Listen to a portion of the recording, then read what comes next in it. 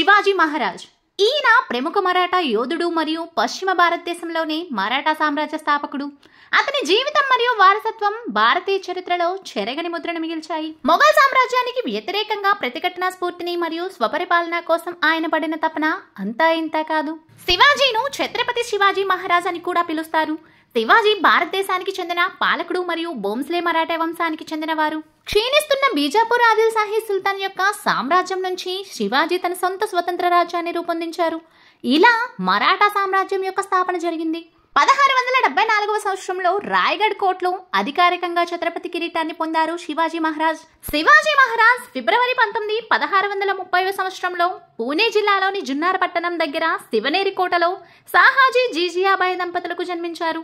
శివాజీ కుటుంబం మహారాష్ట్రలోని వ్యవసాయం చేసే భోంస్లే కులానికి చెందినవారు. శివాజీ కంటే ముందు పుట్టిన పిల్లలందరూ చనిపోవడంతో ఆయన తల్లి తాను పూజించే దేవతలు శివై పేరు మీద శివాజీ అని పేరు పెట్టారు. శివాజీ యొక్క తాతగారు మాలోజీ డెక్కన్లో ఉన్న అహ్మద్ నగర్ సుల్తాన్ వద్ద ప్రభావవంతమైన జనరల్ గా ఉండేవారు. ఈయనకు దేశముఖి అనే బిరుదును కూడా ఇవ్వటం జరిగింది. శివనేరి కోటలో తన కుటుంబంతో పాటు ఉండేందుకు కూడా అనుమతి లభించింది. అలాగే శివాజీ తండ్రి సాహోజీ నిజాం సాహీల రాజుల వైపు ఉంటూ మొఘల్ రాజులకు వ్యతిరేక యుద్ధాల్లో పాల్గొనేవారు. నిజాం సాహీల పైన షాజహాన్ దండయాత్ర చేసిన సమయంలో సాహాజీ సైన్యాన్ని బలోపేతం చేయటంలో కీలక పాత్ర వహించారు. మొఘల్ రాజులకు వ్యతిరేకంగా పోరాడడంతో మొఘల్ సైన్యం నిరంతరం సాహాజీ వెంట పడేవారట. సాహాజీ తన కొడుకు శివాజీ మరియు భార్య జీజియాబాయిలతో కలిసి ఒక కోట నుంచి ఇంకో కోటకు తరచూ మారుతూ ఉండేవారట. అలా 1636వ సంవత్సరంలో బీజాపూర్ రాజు వద్ద పనిచేస్తున్న సమయంలో సాహాజీ పూనాను దక్కించుకున్నారు. అలా శివాజీ మరియు జీజియాబాయి పూణేలోనే స్థిరపడ్డారు. బీజాపూర్ రాజు ద్వారా సాహాజీ బెంగుళూరుకి తరలించబడ్డారు. సాహాజీ పూణే యొక్క పాలన అధికారిగా డాడోజీ కొండేడియాను నియమించారు. 1647వ సంవత్సరంలో కొండేడియా చనిపోయిన తర్వాత శివాజీ అధికారాన్ని చేపట్టారు. బీజాపూర్ రాజుకు వ్యతిరేకంగా కూడా నిలబడ్డారు. అప్పుడే సుల్తాన్ ఆదిల్ షాహ్ అనారోగ్యంగా ఉన్న సమయంలో 16 సంవత్సరాల వయసులోనే శివాజీ టోర్నకోటను స్వాధీనపరుచుకున్నారు. తర్వాత సంవత్సరాల్లో పూణేకి సమీపంలో ఉన్న ప్రాంతాలతో పాటు పురందర్, కోందన మరియు చకన్ను కూడా స్వాధీనపరుచుకున్నారు శివాజీ మహారాజ్. పూణేకి తూర్పు దిక్కున ఉన్న సుపా, బరామతి మరియు ఇండపూర్ కూడా తన ఆధీనంలోకి తీసుకున్నారు. టోర్నకోటలో దొరికిన బంగారు నిధులతో రాజ్గఢ్ అనే కోటను నిర్మించారు. తర్వాత ఒక దశాబ్దం వరకు శివాజీ రాజ్ గఢ్ నుంచే పాలించేవారు. తర్వాత శివాజీ పడమర వైపు ఉన్న కొంకన్ మరియు కళ్యాణ్ ను తన ఆధీనంలోకి తీసుకున్నారు. ఇదంతా గమనించిన బీజాపూర్ రాజు శివాజీని ఆపడానికి తండ్రి సాహాజీను జూలై 25, 1648వ సంవత్సరంలో నిర్బంధించారు. 1649వ సంవత్సరంలో జింజీ ప్రాంతాన్ని దక్కించుకున్న తర్వాత సాహాజీని విడిచిపెట్టారు. 1649 నుంచి 1655 వరకు శివాజీ తన దండయాత్రలన్నీ ఆపివేశారు. తన తండ్రి విడుదలయ్యిన తర్వాత మళ్లీ దండయాత్రలు మొదలుపెట్టారు. శివాజీ శక్తివంతమైన కుటుంబాలను తనతో పాటు కలుపుకున్నారు. వివిధ రకాల వ్యూహాలతో తనతో చేర్చుకున్నారు. కొన్నిసార్లు బల ప్రదర్శన కూడా చేయవలసి వచ్చేది. ఇది చూస్తున్న సాహాజీకి తన కొడుకు చేసే పనులు అర్థం కాక ఆయనపై వ్యతిరేక ధోరణిని కనబరిచి ఆయన కొడుకును బీజాపూర్ ప్రభుత్వంతో ఏమైనా చేసుకోవచ్చు అని వారికి ఖరాఖండిగా చెప్పేశారు. బీజాపూర్ సుల్తాన్ శివాజీ వల్ల కలుగుతున్న నష్టం కారణంగా అసంతృప్తికి గురయ్యారు. మొఘల్ సామ్రాజ్యంతో సంధి కుదుర్చుకున్న తర్వాత ఆదిల్ షా సుల్తాన్ నేతృత్వంలో బీజాపూర్ రాజ్యం ఇంకా బలంగా మారింది. 1657వ సంవత్సరంలో సుల్తాన్ ఆఫ్జల్ ఖాన్ అనే జనరల్ ను శివాజీను అరెస్ట్ చేయడానికి పంపించారు. మార్గ మధ్యంలో బీజాపూర్ సేన తల్జా భవని ఆలయం, విదోబా ఆలయంను ధ్వంసం చేశారు. 10 నవంబర్ 1659వ సంవత్సరంలో శివాజీకి మరియు ఆఫ్జల్ ఖాన్ కి మధ్య జరిగిన ప్రతాప్గఢ్ యుద్ధంలో బీజాపూర్ ఆర్మీ యొక్క 3000 మంది సైనికులు మరణించారు. ఈ యుద్ధంలోనే అఫ్జల్ ఖాన్ యొక్క 2 కుమారులు కూడా మరణించారు. ఈ యుద్ధం శివాజీయే గెలిచారు. బీజాపూర్ ఆర్మీని ఓడించిన తర్వాత శివాజీ ఆర్మీ బలగాలు కొంకన్ మరియు కోల్హాపూర్ వైపు వెళ్లాయి. 1659వ సంవత్సరంలో రుస్తాం జమాన్ మరియు ఫజ్ల్ ఖాన్ ద్వారా పంపబడ్డ సైన్యాన్ని ఓడించి పన్హాలా కోటను దక్కించుకున్నారు. 1660 సంవత్సరంలో ఆదిల్ షా జనరల్ సిద్ది జౌహర్ ను శివాజీపై దక్షిణ సరిహద్దు నుంచి దాడికి పంపాడు. ఉత్తరం దిక్కు నుంచి మొఘల్ సామ్రాజ్యం మెరుపు దాడి చేశారు. శివాజీ పన్హాలా కోటలోనే ఉండిపోయారు. కొన్ని నెలల ముట్టడి తర్వాత సిద్ది జౌహర్తో చర్చలు జరిపి 22 సెప్టెంబర్ 1660వ సంవత్సరంలో కోటను అందజేశారు.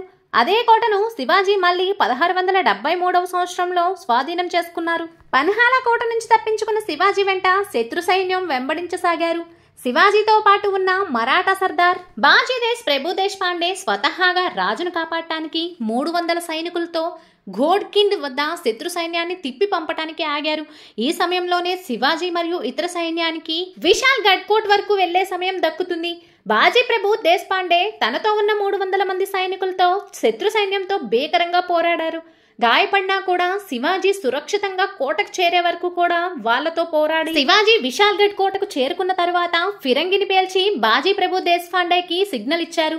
ఈ పోరాటంలో బాజీ ప్రభు దేశపాండే తన ప్రాణాలను అక్కడికక్కడే కోల్పోయారు. అందువల్లనే ఈ పోరాటం జరిగిన ప్రాంతాన్ని బాజీ ప్రభు దేశపాండే మరియు ఇతరుల గౌరవార్థం పావన్ఖిండ్ అని పేరు పెట్టారు. అయితే మొఘల్ సామ్రాజ్యంతో శివాజీ పలుసార్లు పోరాడి గెలిచారు.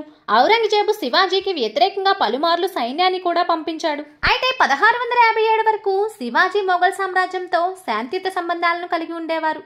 ఆ సమయంలోనే డెక్కన్లో ఉన్న మొఘల్ సామ్రాజ్యానికి వైస్రాయ్ ఔరంగజేబే ఉండేవారు. శివాజీ బీజాపూర్ సామ్రాజ్యాన్ని గెలవటంలో ఔరంగజేబుకు సహాయం చేస్తానని చెప్పారు.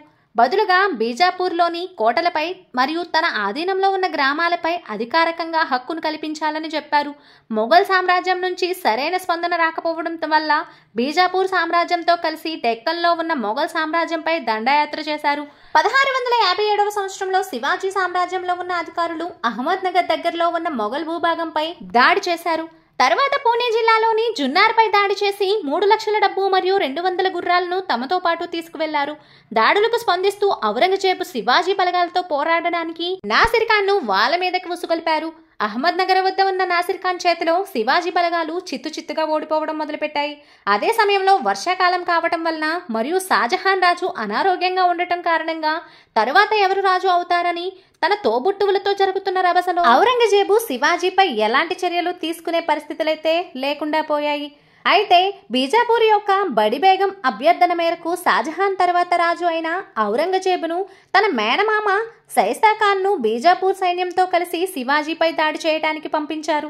ఈ సైన్యమే పూణే నగరాన్ని స్వాధీనం చేసుకుని శివాజీ ప్యాలెస్ లో తన నివాసాన్ని ఏర్పాటు చేసుకున్నారు. రాత్రి సమయంలో శివాజీ తన అనుచరులతో కలిసి షైస్తా ఖాన్ పై దాడి చేశారు. ఈ దాడిలో షైస్తా ఖాన్ యొక్క భార్యలు, కొడుకు, అనుచరుడు మరియు సైనికులు కూడా చంపబడ్డారు. షైస్తా ఖాన్ శివాజీ చేతిలో ఓడిపోయినందుకు ఔరంగజేబుకు సిగ్గుచేటు అనిపించింది. షైస్తా ఖాన్ పై కోపంతో బెంగాల్ ట్రాన్స్ఫర్ చేశారు.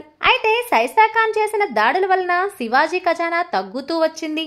అందుకోసమే ఈ దాడులకు ప్రతీకారంగా సంపన్న ప్రాంతమైన సూరత్ను సొంతం చేసుకోవడానికి తిరిగి దాడి చేశారు శివాజీ. శివాజీ చేస్తున్న దాడులను చూసి ఔరంగజేబు కోపంతో ఊగిపోయేవాడు. రాజ్పూత్ జనరల్ జయసింగ్ ను శివాజీని ఓడించడానికి శివాజీపై దాడికి పంపించారు. పురందర్ను ముట్టడించి స్వాధీనం చేసుకునే సమయానికి శివాజీ జయసింగ్ తో ఒప్పందం కుదుర్చుకోవాల్సి వచ్చింది. అయితే ఈ ఒప్పందం ప్రకారం తన ఆధీనంలో ఉన్న 23 కోటలను 4 లక్షల బంగారు నాణేలను మొఘల్ సామ్రాజ్యానికి ఇచ్చివేశారు శివాజీ. దీంతో పాటు శివాజీ మొఘల్ సామ్రాజ్యానికి సహాయం చేయటం కోసం అంగీకరించారు కూడా. శివాజీ తన కొడుకు సంభాజీ డక్కన్లో మొఘలుల కోసం పోరాడడానికి వెళ్లారు.